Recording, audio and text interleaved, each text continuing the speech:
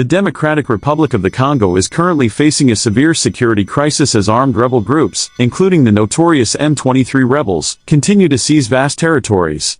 The Congolese government and its military have struggled to contain the escalating violence, prompting neighboring nations such as Kenya, Zimbabwe, and South Africa to intervene through peace talks and regional security efforts.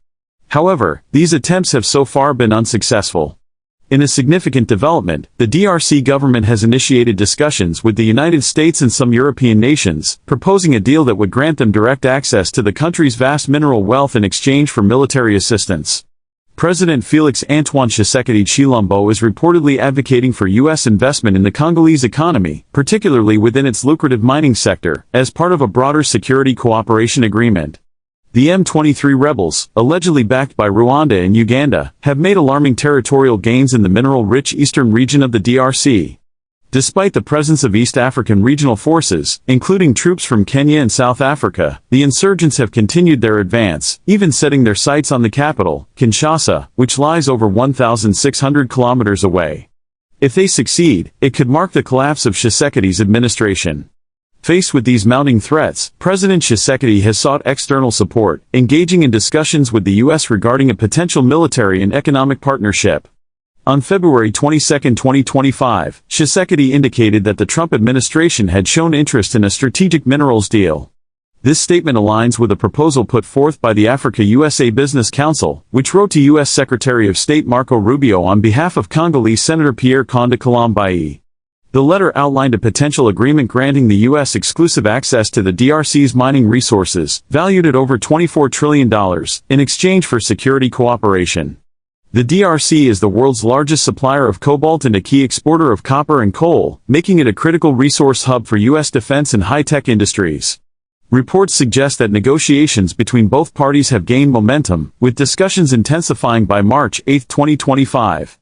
However, key questions remain. What specific military support will the U.S. provide? Will it be enough to resolve the crisis? According to the Africa-USA Business Council's letter, the proposed U.S. assistance would involve training and equipping Congolese forces, securing mineral supply routes, establishing military bases to protect strategic resources, and replacing ineffective UN peacekeeping efforts with direct U.S.-DRC security cooperation. Critics argue that such measures primarily serve U.S. interests rather than addressing the root causes of the conflict. Before we proceed, here is a reminder to like this video, drop a comment and subscribe to our channel so that you can get more videos like this. Stephanie Walters, a regional analyst at the South African Institute of International Affairs, has expressed skepticism about the likelihood of a full-scale U.S. military deployment in eastern DRC.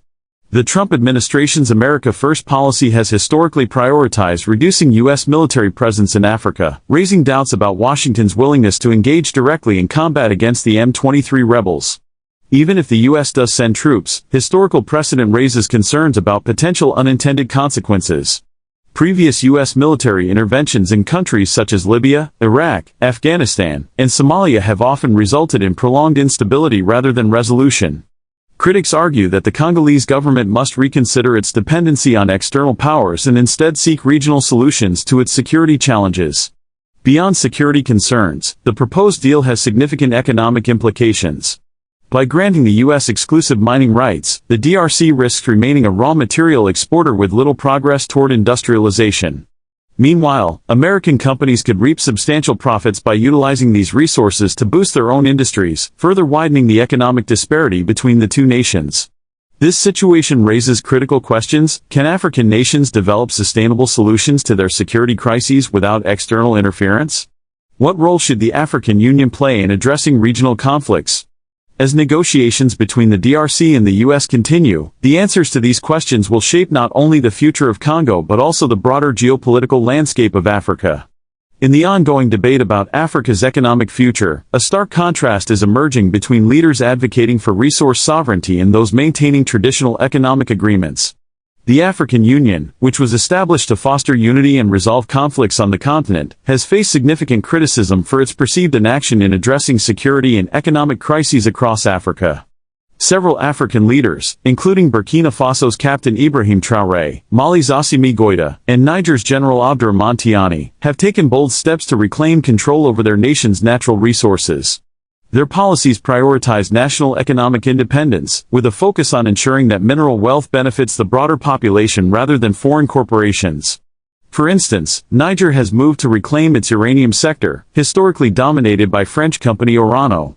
The country has halted new mining licenses, revoked Orano's operations, and is actively seeking more equitable deals. Similarly, Burkina Faso has suspended gold exports and established its own gold refinery, aiming to retain more value from its resources within the country. On the other hand, the Democratic Republic of the Congo has faced scrutiny for continuing long-standing mineral agreements with foreign entities. While critics argue that these deals fail to benefit the general population, President Felix Tshisekedi's position must be viewed within the broader context of regional instability. With ongoing conflicts, including a security crisis fueled by armed groups, the DRC faces immense challenges in asserting economic sovereignty. A major issue confronting Africa is its ongoing security crises, particularly in regions like the Sahel, Somalia, and the DRC. While individual nations struggle to contain terrorism and armed insurgencies, critics argue that the AU has largely failed in its mandate to ensure peace and stability.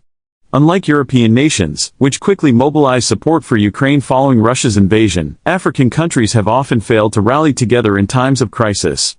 The lack of a coordinated military response to the security challenges in the Sahel and the DRC has left affected nations to fend for themselves.